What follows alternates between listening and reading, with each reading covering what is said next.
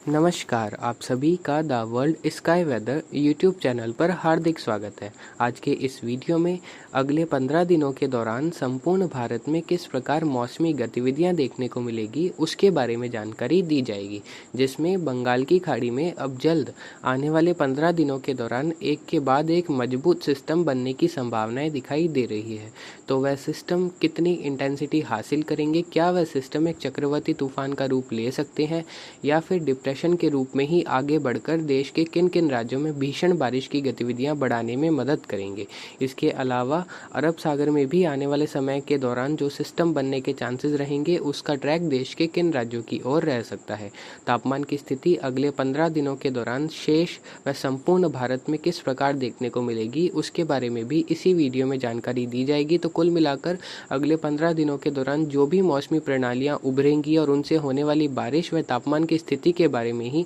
इस वीडियो में पूरी तरह से चर्चा की जाएगी। तो आप सभी इस वीडियो को पूरा जरूर देखिएगा और अगर आपको यह जानकारी अच्छी लगे तो इस चैनल को सब्सक्राइब और इस वीडियो को लाइक करना न भूलें। तो जो मैप आप अपनी स्क्रीन पर देख रहे हैं यह अगले 8 दिनों के दौरान होने वाली बारिश के लिए बनाया गया है। इस मैप को देखकर आप समझ सकते हैं कि बंगाल की खाड़ी में भी मौसमी प्रणाली उभरती हुई देखी जाएगी। मानसून की ट्रफ का पूर्वी सिरा भी दक्षिणवर्ती होता हुआ देखा जाएगा। इसके अलावा एक चक्रवाती हवाओं का क्षेत्र भी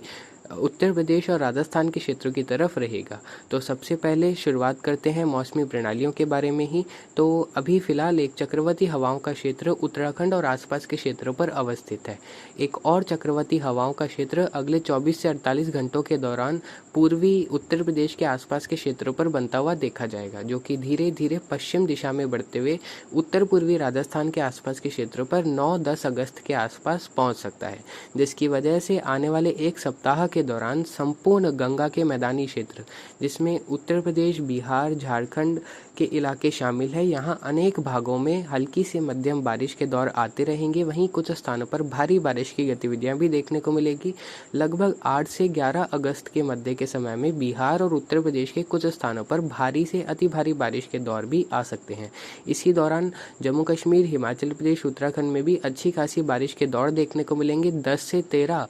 जो अगस्त के मध्य का समय है, उस दौरान हिमाचल प्रदेश और उत्तराखंड के दक्षिणी भागों में कहीं कहीं भारी से अति भारी व 1-2 इलाकों में अत्यंत भारी बारिश की वजह से एक बार फिर से जल भराव या बादल फटने जैसी परिस्थितियां उत्पन्न हो सकती है। तो जो भी यात्रीगण उन क्षेत्रों की तरफ अपनी यात्रा तय कर रहे हैं उनको सावधान रहने की जरूरत उस समय रहेगी, या फिर आप अपनी यात्रा को भी टाल सकते हैं अगले एक सप्ताह के लिए। पंजाब, हरियाणा, दिल्ली और राजस्थान के क्षेत्रों की बात करें तो इन क्षेत्रों में लगभग बारिश की गतिविधियां देखने को मिलेगी अगले 24 से 48 घंटों के दौरान। कुछ इलाकों में पंजाब, हरियाणा के उत्तरी भागों में थोड़ा ज़्यादा असर बारिश का रहेगा अगले 24 से 48 घंटों के दौरान। दक्षिणी भागों में कुछ खंड वर्षा हो सकती है। ज़्यादातर मौसम शुष्क रहने की संभावनाएं रहेंगी, लेकिन जैसे जैसे उत्तर प्रदेश पे बना हुआ चक्रवाती हवाओं का क्षेत्र राजस्थान के क्षेत्रों की तरफ बढ़ेगा, उत्तर पूर्वी, पूर्वी राजस्थान, दक्षिणी हरियाणा और दक्षिणी पंजाब में भी लगभग 9-10 अगस्त से 13 अगस्त के मध्य के समय में अलग अलग क्षेत्रों में हल्की से मध्यम बारिश की गतिविधियां देखने को मिल सकती है।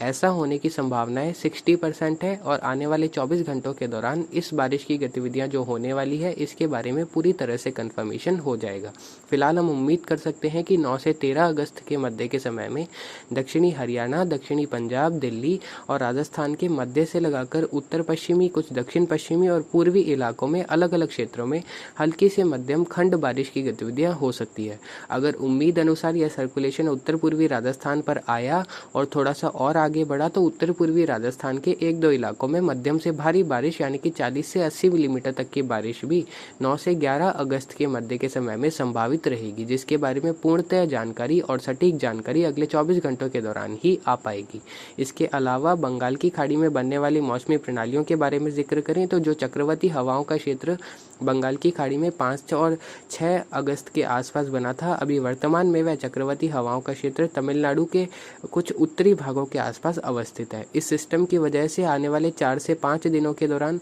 जो तेलंगाना, आंध्र प्रदेश के दक्षिणी मध्य इलाके हैं, केरल, कर्नाटक और जो तमिलनाडु के क्षेत्र हैं, यहाँ अनेक भागों में तीव्र मेघ गर्जन के साथ बारिश की गतिविधियां जारी रहेगी, जिस प्रकार बीते 2 से 3 दिनों के दौरान यहाँ देखने को मिला है। हैदराबाद में भी तेज मेघ गर्जन के साथ बारिश का दौर आने वाले 4 से 5 दिनों के दौरान जारी रहेगा। इसके अलावा पूर्वी भारत के पश्चिम बंगाल, उड़ीसा, छत्तीसगढ़ और महाराष्ट्र के भी विभिन्न भागों में अगले 24 से 48 घंटों के दौरान बारिश की गतिविधियों में मेघ गर्जन के साथ बढ़ोतरी होगी तथा यहाँ भी अनेक भागों में आने वाले 3 से 5 दिनों के दौरान हल्की से मध्यम बारिश तो कुछ एक भागों में मध्यम से भारी बारिश के दौर देखने को मिल सकते हैं। हालांकि यह गतिविधि scattered to fairly widespread places पर होगी, यानी कि आपके जिले के कुछ इलाके छूट भी सकते हैं। इसके अलावा बंगाल की खाड़ी में बनने वाली मुख्य मौसमी प्रणाली के बारे में जानकारी दें तो बंगाल की खाड़ी के उत्तरी मध्य भागों के आसपास 13-14 अगस्त को एक चक्रवाती हवाओं का क्षेत्र बनेगा, जो कि लगभग 15 अगस्त के आसपास एक लो प्रेशर एरिया का रूप ले सकता है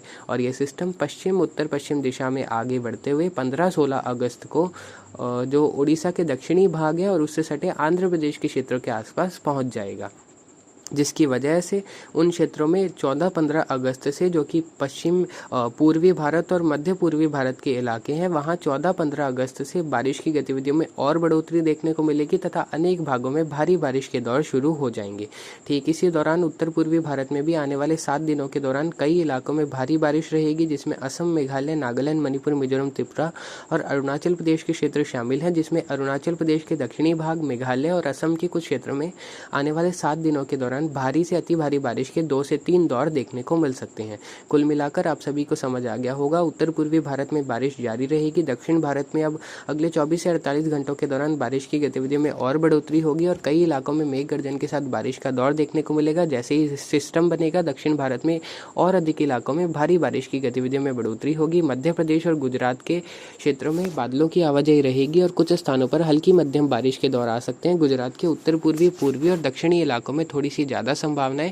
हल्की मध्यम बारिश के दौर सुबह के समय देखने को मिल सकते हैं। इसके अलावा पूर्वी मध्य प्रदेश में भी 8-9 अगस्त के आसपास से आगे 14 अगस्त के मध्य के समय में रुक रुक कर अलग भागों में हल्की से मध्यम बारिश के दौर आ सकते हैं। ग्वालियर संभाग में भी ठीक इसी प्रकार की संभावनाएं 8-9 अगस्त के मध्य के समय में अलग अलग भागों में हल्की से मध्यम बारिश के दौर की रहेगी।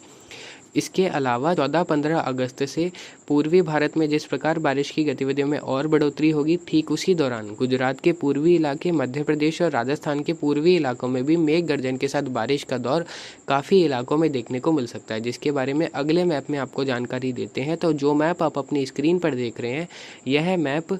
15 अगस्त से 21 अगस्त के मध्य होने वाली बारिश के लिए बनाया गया है। तो इस मैप को देखकर आप समझ सकते हैं कि बंगाल की खाड़ी में जो 15 अगस्त के आसपास लो प्रेशर एरिया बनेगा, वह हो सकता है 16-17 अगस्त के आसपास एक well mark low pressure area या फिर डिप्रेशन की कैटेगरी में भी इंटेंसिफाई हो जाए और यह सिस्टम 16-17 अगस्त को दक्षिणी ओडिशा और उत्तरी आंध्र प्रदेश को पार करते हुए तेलंगाना और दक्षिणी छत्तीसगढ़ के क्षेत्रों की तरफ आगे बढ़ता हुआ देखा जाएगा, जिसकी वजह से 15 से 18 अगस्त के मध्य के समय में दक्षिणी छत्तीसगढ़, दक्षिणी ओडिशा, आंध्र प्रदेश के उत्तरी मध्य इलाके और तेलंगाना के अनेक भागों में भारी से अति भारी बारिश का दौर देखने को मिलेगा और 1-2 इलाकों में तेलंगाना के जो उत्तरी मध्य इलाके हैं, इसके अलावा आंध्र प्रदेश के उत्तर पूर्वी क्षेत्रों में अत्यंत भारी बारिश भी हो सकती है। विजयवाड़ा में भी भारी से अति भारी बारिश होने की संभावनाएं इस समय अवधि के दौरान दिखाई दे रही है।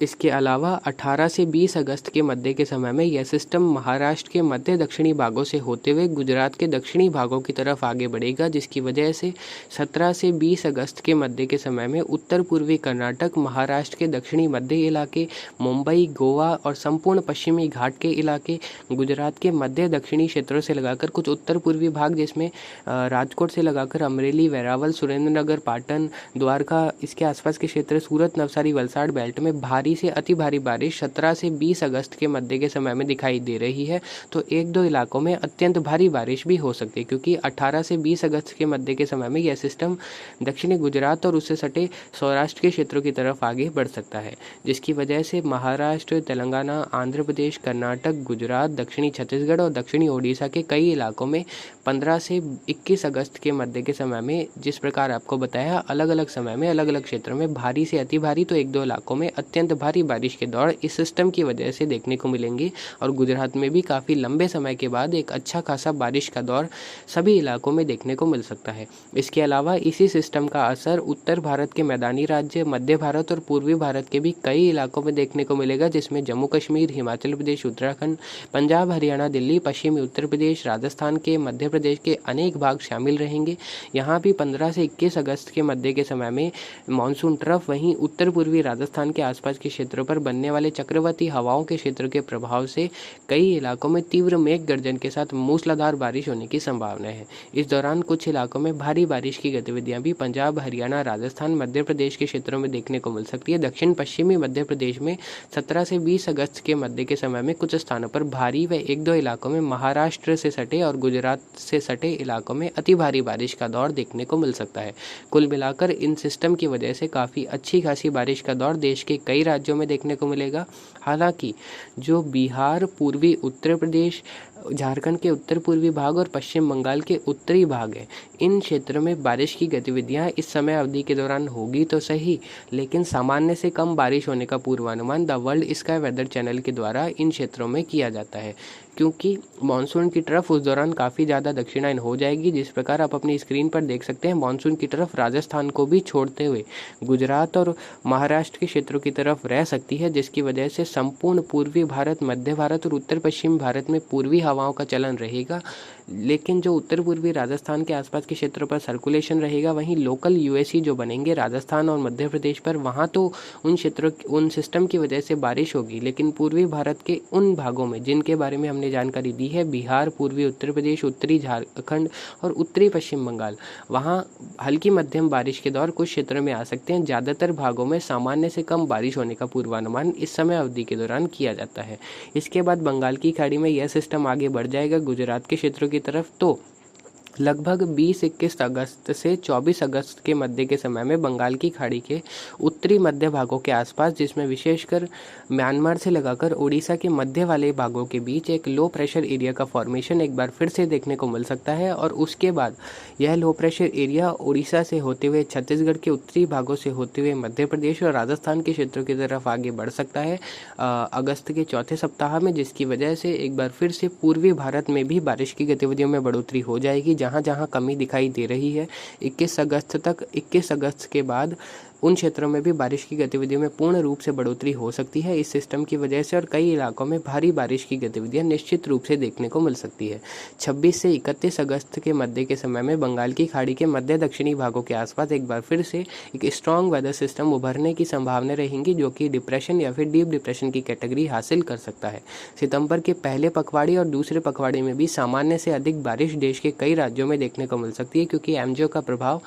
लगभग सितंबर के पहले पखवाड़े तक तो इंडियन ओशन में काफ़ी अच्छा देखने को मिलेगा, जिसकी वजह से दोनों ही सी बेसिन, अरेबियन सी और बे ऑफ बंगाल काफ़ी सक्रिय रहेंगे। लगातार मौसमी सिस्टम बनने की संभावना इस समय अवधि के दौरान रहेगी, जिसकी वजह से दक्षिण भारत, मध्य भारत, पूर्वी भारत के दक्षिणी भाग और पश्चिम भारत, उत्तर पश्चिम भारत के अनेक भागों में सामान्य से अधिक बारिश इस समय अवधि के दौरान रिपोर्ट होगी। और कई इलाकों में बाढ़ जैसी परिस्थितियाँ भी मध्य दक्षिण भारत और उत्तर पश्चिम भारत के क्षेत्रों में इस समय अवधि के दौरान देखने को मिल सकती है। कुल मिलाकर आने वाले सप्ताह काफ़ी अच्छी बारिश लेकर आएंगे। अब एक छोटी सी समरी वीडियो के लास्ट में देंगे, उससे पहले थोड़ा सा तापमान के बारे में जान लेते हैं। तो शुरुआती सप्ताह के दौरान, जो कि 7 से 14 अगस्त के मध्य का समय शामिल रहेगा, उस समय अवधि के दौरान उत्तर पश्चिम भारत, मध्य भारत के कुछ इलाकों में तापमान सामान्य से 2 से 3 डिग्री सेल्सियस ज़्यादा रह सकते हैं और ज़्यादातर भागों में अधिकतम तापमान 32 से 36 डिग्री सेल्सियस के बीच दर्ज हो सकते हैं। दूसरे सप्ताह के दौरान संपूर्ण भारत में तापमान सामान्य रहने के चांसेस है, जिसमें